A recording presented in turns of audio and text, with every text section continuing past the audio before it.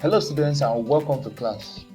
Today you learn about the most vital element in all living things, carbon, which we fondly refer to as the element of life. Let's begin to explore the chemistry of carbon and the wide variety of compounds that it forms. I bet you know that living things, plants and animals contain chemical substances in them. Substances such as starch and glucose that we find in plants, even substances we find in our skin, tissues and muscles of the human and animal body are made up of compounds. I bet you'll be surprised to know that these compounds are mainly carbon. They have carbon as their fundamental element, bonded to other elements in some cases.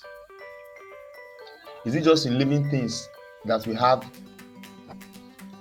Even inorganic mineral substances such as diamonds, coal, graphite, and petroleum and natural crude oil has been found to have a high percentage of carbon in them, more than any other element. Now let's begin to study the properties of carbon. What are some of the properties of carbon? Well, to begin with, carbon is a non-metal. It has an atomic number of 6 and a mass number of 12. Right? Now, being a non-metal, it is known to engage in covalent bond with other elements, especially hydrogen, oxygen, and in some cases, nitrogen as well.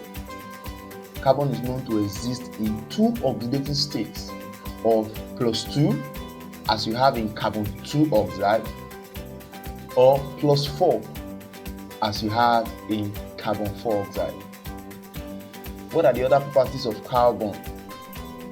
Well, it is said to have a unique property, the ability to catenate, which is called catenation. And with this property, its atoms can link up to themselves to form a long chain molecules of its compound. This is seen in how it forms organic compounds and hydrocarbons. Now, I'm going to use a brief explanation for you to explain how catenation works. The element of oxygen can only exist as a molecule when you have two atoms of oxygen bonding together to give you a diatomic oxygen molecule. Now, it is possible to have an additional oxygen added to that to give you a triatomic oxygen, and that molecule exists as a molecule we call ozone. But beyond that, that is beyond 3 oxygen atoms, you can't have more than that. There are also examples of sulfur, which has the ability to exist in a polyatomic molecule of 8 atoms. Yes, 8 atoms of sulfur can come together, link up, and exist as a molecule. But aside from that, you can't have more than 8. However, in carbon, you can have countless number of carbon atoms come together, link up, and form large forms of molecules, as you can see in this diagram here. Right? So that is the ability of carbon that we call its ability to catenate, which is called catenation. Now, another property of carbon is that carbon exhibits allotropy. And allotropy we are going to discuss very soon as the video progresses. Now, let's talk about the classes of carbon compounds. Carbon compounds are classified into 2. There is a class of carbon compound called organic compounds, that is, compounds that we find in living things. Examples of such compounds include methane, starch, protein, lipids, carbohydrates. All these are compounds found in living things and they contain carbon. They are actually organic compounds of carbon. When in chemistry, there is a branch of chemistry called organic chemistry that is dedicated solely to the study of organic compounds of carbon. The other class of carbon compounds are inorganic compounds. Inorganic compounds include oxides of carbon, carbon 4 oxide or carbon 2 oxide, salts of carbon, that's trialkyl carbonate, 4 salts of carbon like you have in limestone, baking soda, right, washing soda. Then the allotropes of carbon as you have in coal, graphite, and diamond. All these are the inorganic classes, inorganic compounds of carbon. Let's now discuss what we mean by allotropy. Allotropy is a property of carbon. Allotropy is the ability of an element to exist in different structural forms in the same physical state. Different structural forms in the same physical state. Examples of such elements that exhibit this property are, of course, carbon, which we are studying in this lesson, oxygen, sulfur, phosphorus, silver, even silicon exhibit this property we call allotropy. Very briefly, we are going to see their allotropic types. Carbon, for instance, has two allotropic forms. That means carbon exists in two different forms, the crystalline and the non-crystalline carbon. Another element is oxygen, which has three different allotropic forms. Atomic oxygen, which we find in aquatic life, that means in the ocean and the sea. The form of oxygen you find in the sea is the atomic oxygen. Diatomic oxygen is found in the atmosphere where we live, the atomic oxygen that we breathe from the air, right? Then ozone is your triatomic oxygen that is seen in the atmosphere, beyond the atmosphere, right? The ozone is another type of form of oxygen. Then tin has two allotropic forms, gray tin and white tin. Sulfur has two allotropic forms, which are your rhombic sulfur and your monoclinic sulfur. Silicon exists in two forms, which are crystalline and non-crystalline silicon. Then phosphorus has three allotropic forms, which are your red, white, and black phosphorus.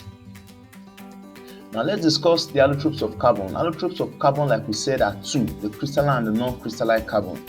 The crystalline carbon are the forms of carbon that have a definite crystalline structure. They include diamond and graphite. The non-crystalline carbon, which we can also call amorphous carbon, are the type of carbon that do not have a definite structure or form, right? They don't have a definite structure or shape. They include coal, coke, charcoal, carbon black, which we also call soot, and the lamp black. Let's talk about the crystalline carbon, beginning with diamond. Diamond has certain property. One of it is its appearance. Diamond is a colorless, transparent solid that sparkles when it is cut or polished. It sparkles when it is cut or polished. Another property of diamond is that it has an octahedral shape, a network structure that is three-dimensional, which makes it a lattice crystalline solid. This is because in diamond, each carbon atom uses all four of its valence electrons to covalently bond to four other carbon atoms surrounding it. This gives it its networked structure. Another property is its hardness. Diamond is the hardest substance known. It is said to be the only substance that can cut all substances and can only be cut by itself.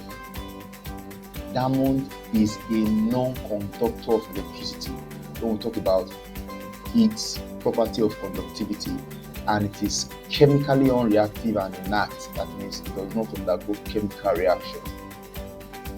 Let's see the uses of diamond, which are usually due to some of these properties.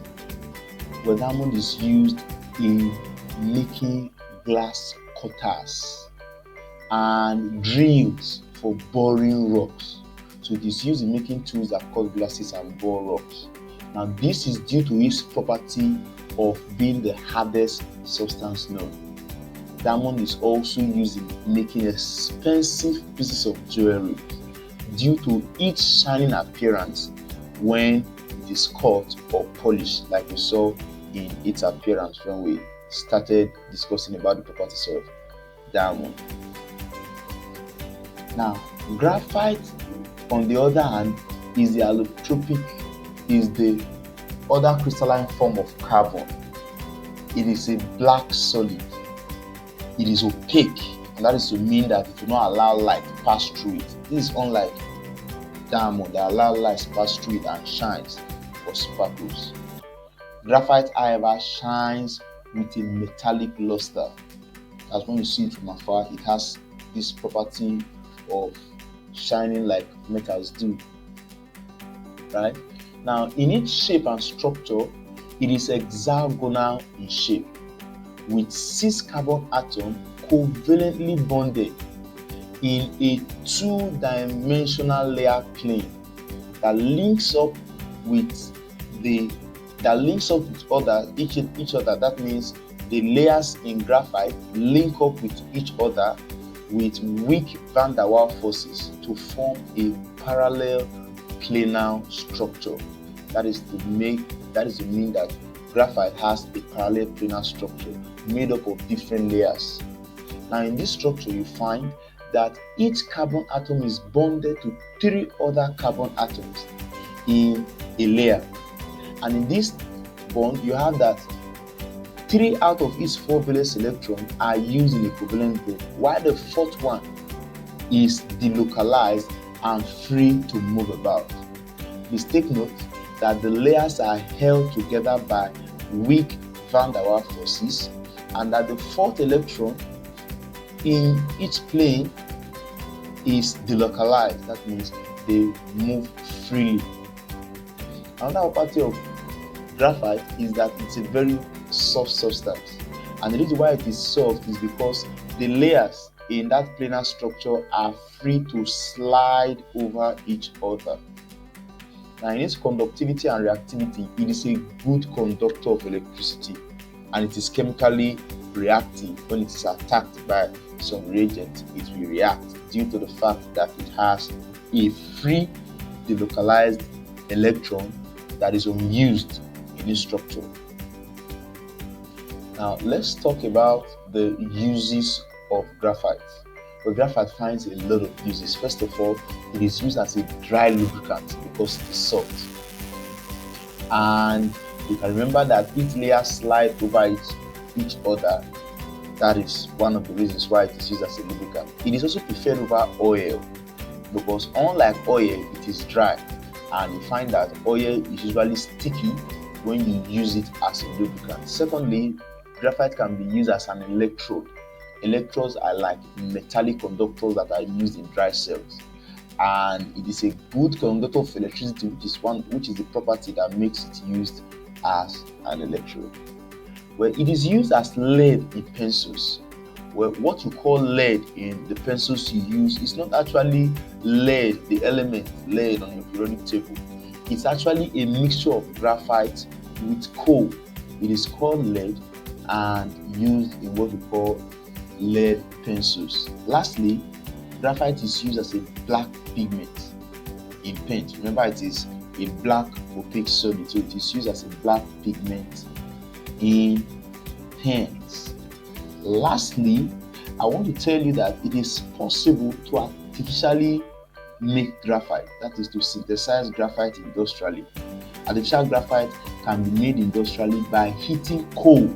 Coal is one of the non-crystalline form of carbon under high temperature for long hours, close to 25 to 30 hours. When you heat coal under high temperature for long hours, you can artificially synthesize and make graphite. This process in chemistry is referred to as the acquisitions process. Thank you for staying up to the end of this class. I will see you in our next class. God bless you.